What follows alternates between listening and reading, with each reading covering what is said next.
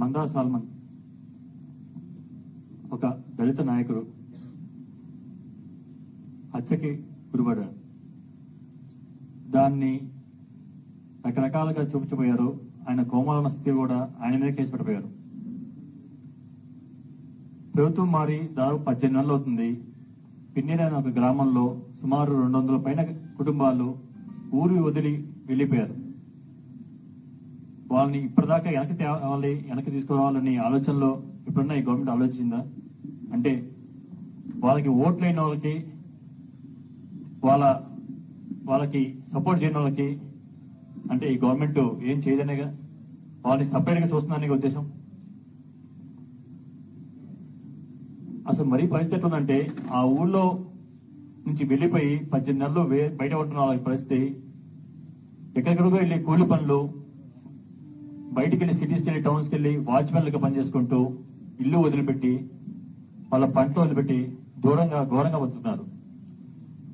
పొరపాటున అక్కడికి వెళ్ళిన వాళ్ళకి ఏమైనా అయితే మన పాపాపేట నుంచి ఒక చెప్పారు, ఆ ఊర్లో పిన్నెల నుంచి వెళ్ళిపోయి అక్కడ బతుకుతున్న ఒక అతనికి సడన్గా ఇబ్బంది అయ్యి మరణిస్తే అతన్ని మళ్ళీ వెనక్కి ఊళ్ళోకి తీసుకెళ్ళడానికి అనుమతించలేదు.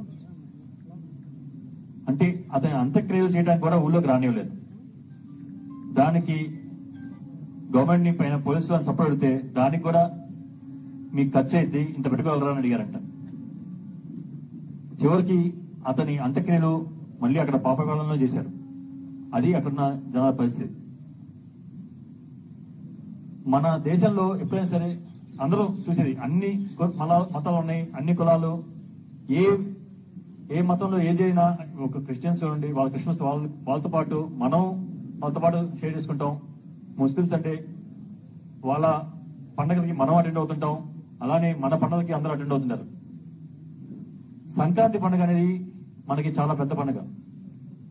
ఆ పండుగ ముఖ్యంగా ఏం చేస్తాం, ఎక్కడెక్కడ ఉంటున్న వాళ్ళు, సిటీస్ లో ఉంటున్న వాళ్ళు కానీ, ఎక్కడ పిల్లలు కానీ, ఎక్కడ ఊళ్ళో వదిలిపెట్టి ఎక్కడో ఉంటున్న అందరూ ఆ పండుగకి మాత్రం అందరూ ఊళ్ళోకి వస్తారు.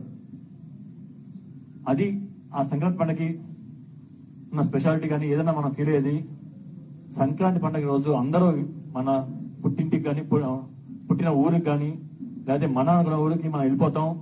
అందరూ అక్కడ అందరిని కలిసి టైం స్పెండ్ చేస్తాం. అట్లాంటి పండుగ టైంలో, సంక్రాంతి పండుగ టైంలో వాళ్ళ ఇంట్లో వాళ్ళకి బాగలేదని కేవలం వాళ్ళ ఆరోగ్యపరంగా ఇబ్బందిగా ఉందని చూసుకోవడానికి 18 నెలల తర్వాత ఇంటికి వచ్చిన వ్యక్తిని రాళ్లతో కొట్టి చంపేయడం, దాన్ని మళ్ళీ పోలీసులు సపోర్ట్ చేయటం, ఇది హత్య కాదు, తోపులాట ఇవ్వడం, ఒక పర్సనల్ గొడవలు అంటాం, లేదా దానికి ముందు కోపాలు ఉన్న పరిస్థితి టైంలో కూడా లేదు ఇతని మీద కేసు పెట్టడం.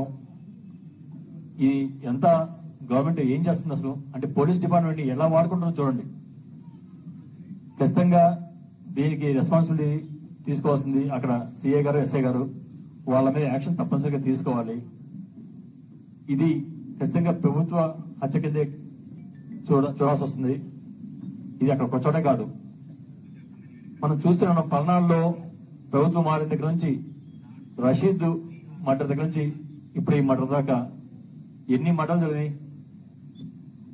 నసరాట కోర్టు ముందు జరిగింది, మాచల్లో జంట మర్డర్లు 2 జరిగినాయి, సత్యంపల్లిలో జరిగింది, షాప్లోకి వెళ్ళి వాళ్ళని చంపడం జరిగింది సత్యంపల్లిలో కూడా.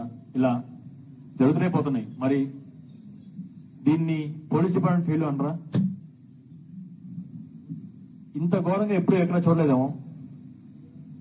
ఇప్పటికైనా ఈ గవర్నమెంట్ కలిసి పిన్నెల్లో ఉన్న ఆ ఊరికి వెళ్ళి ఖచ్చితంగా ఎవరైతే ఆ ఊరు నుంచి వెళ్ళిపోయి దూరంగా ఉంటున్నారో అందరినీ మళ్ళీ ఊళ్ళోకి తీసుకొచ్చి వాళ్ళకి శాంతియుతంగా వాళ్ళని ఆ ఊళ్ళో ఉండేటట్టు తీసుకొని రెస్పాన్సిబిలిటీ గవర్నమెంట్ తీసుకోవాల్సిందే.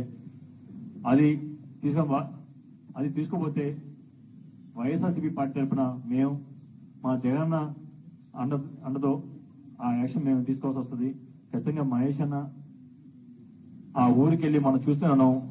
ఆ ఊరికి వెళ్ళి ఆ చచ్చిపోయిన రోజు ఆ అంత్యక్రియ చేయడానికి కూడా వాళ్ళని ఎంతగా ఇబ్బంది పెట్టారో, ఎన్ని క్వశ్చన్స్ వేశారో. అంత్యక్రియకి వెళ్ళడానికి కూడా ఆధార్ కార్డు కావాలంట. ఇది ఎప్పుడు వెళ్ళలేదు మనం. ఇప్పుడు ఉన్న పరిస్థితుల్లో ఎంత ఘోరంగా ఉందంటే, ఎక్కడికైనా ప్రోగ్రాంకి వెళ్ళాలంటే మన ఆధార్ కార్డు తీసుకెళ్ళాలి. చివరికి మన కుటుంబ సభ్యులని చెప్పినా కూడా ఆధార్ కార్డు చూపించిన పరిస్థితి వచ్చింది. అంటే మనం ఇండియాలో ఉంటున్నాం, అంటే అదే అది పాకిస్తాన్ బోర్డర్ తెలియట్లేదు. ఖచ్చితంగా ఈరోజు సల్మాన్ గారి ఇంటికి వెళ్ళి వాళ్ళని ఓదార్చి ఖచ్చితంగా వాళ్ళ కుటుంబానికి మా పార్టీ తరఫున మేమందరం జగన్తో పాటు అందరం వాళ్ళ కుటుంబానికి తోడుకుంటామని అందరికీ తెలుసుకుని సెలవు ఇస్తున్నాం. Thank you. ఇప్పుడు పార్టీ గ్రీవెన్స్ సెల్ ప్రెసిడెంట్